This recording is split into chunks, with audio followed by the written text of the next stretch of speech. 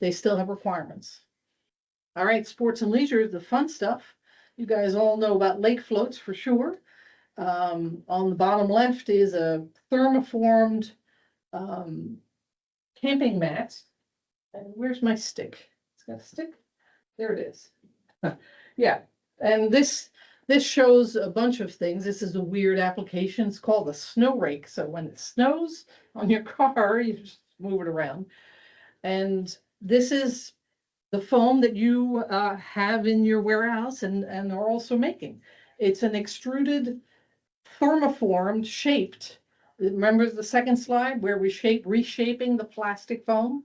They've decided to reshape it into a rectangle and then add a stick to it. So, and this is the similar foam that would be, you know, a couple of 2 inches thick or something. So this is called thermoforming.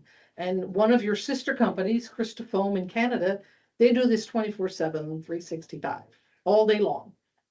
All mostly automotive parts. This is obviously not automotive parts, but this is called thermoforming. And, all right, so we've got the life jackets we're talking about. So I'll pass this one around finally. This is a UL, formerly UL listed, so it's got to be tested and approved, and then they dip them in a vinyl to make this durable outer covering. That's called vinyl dipping. And if any of you have a boat and you have your boat keys, you know you've got you better have a little float on that boat key, right? Or else when you sink, your keys will sink, and then the little floater, you know, save your keys kind of thing. So these PFDs, personal flotation devices, they have very strict buoyancy and density requirements, but they do not care about flame or oil and fuel or low temp or all the other things, or chemical resistance. They just don't care. But that foam can do it all. And it's UL-listed flotation. So again, just trying to show you, broaden your understanding of where these foams can be used. All right, this is the more shock absorption going on here, right, for sure. And there's and then only the wetsuit is not a shock absorption foam.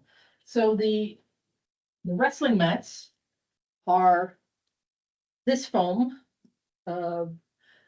Okay, you don't have to answer, but if you need to absorb shock for your wrestlers in the high school, right, or the college, Big Ten, then you want a vinyl nitrile foam to absorb shock. You want number 6, right? Maybe number 7. So that's what it is. You're certainly not going to use EPDM. And this is the heavy classic wrestling mat that has been used, you know, forever. And what they've done is they've not vinyl dipped it, but they have sprayed it with the same kind of vinyl, okay, to protect it and to put the big logos on. So this is the rubber elastomeric version of the classic wrestling mat that everyone knows. But there's another version that is a plastic closed cell foam mat, and that's what some of your products are going to go into soon, basically. There's 2 kinds of mats. It's like the lightweight mat and the heavy mat. So this one you need like 4 high schoolers to move it around, like everyone remembers. And then the lighter weight ones, they can just use, you know, put them together and have one person do it. That's our new contract. That's correct. Dalamar, I think. Yes, exactly. And then John Vinci, your salesman, just went there yesterday to Resolite in Pennsylvania for the other company. Oh, yeah. Yeah, The other one's gonna be 3 layers and then they put vinyl on top of it. Yeah, exactly. Vinyl layer. So you can see the other applications. This is the wall mat. This is wall padding behind the basketball court kind of thing, or behind the basketball net. Here's some other applications for crosslink polyethylene foam. This would be lots of foam built up, like you were saying, to make thick, big marine fenders for bigger ships. And then there's some packaging case applications that are routed or water jet cut.